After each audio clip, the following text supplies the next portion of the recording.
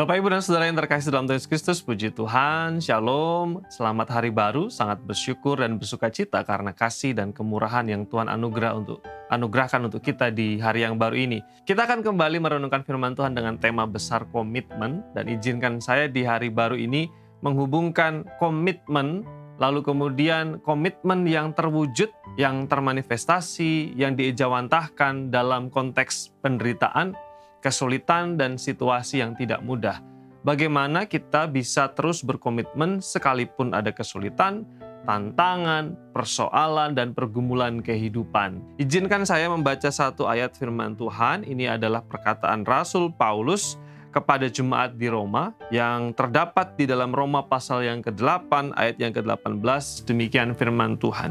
Sebab aku yakin bahwa penderitaan zaman sekarang ini tidak dapat dibandingkan dengan kemuliaan yang akan dinyatakan kepada kita. Ini adalah perkataan Rasul Paulus sekali lagi kepada jemaat di Roma yang pada waktu itu sama-sama mengalami penderitaan, kesulitan, tantangan kehidupan karena pilihan imannya menjadi orang percaya. Dalam konteks dan situasi itu, Rasul Paulus mengatakan dengan tegas dan dengan jelas bahwa dia akan bertahan, dia akan terus berjuang berkomitmen, dia akan terus berjuang untuk mempertahankan imannya, sekalipun ada penderitaan zaman ini atau penderitaan kekinian yang dia alami.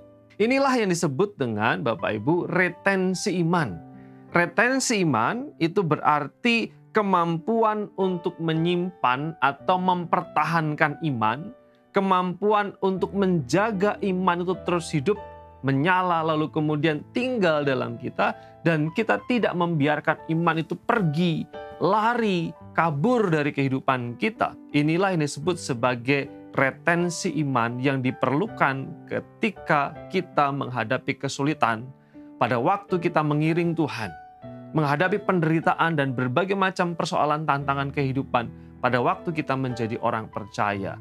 Rasul Paulus mengatakan, aku yakin, dia meyakinkan dirinya sendiri bahwa penderitaan-penderitaan yang dialami sekarang ini adalah penderitaan yang tidak ada artinya jika dibandingkan dengan berkat, dengan kemuliaan, dengan kehormatan, dengan semua hal yang akan dia terima kelak di kemudian hari sebagai reward, sebagai upah yang dialami, diterima oleh setiap orang percaya.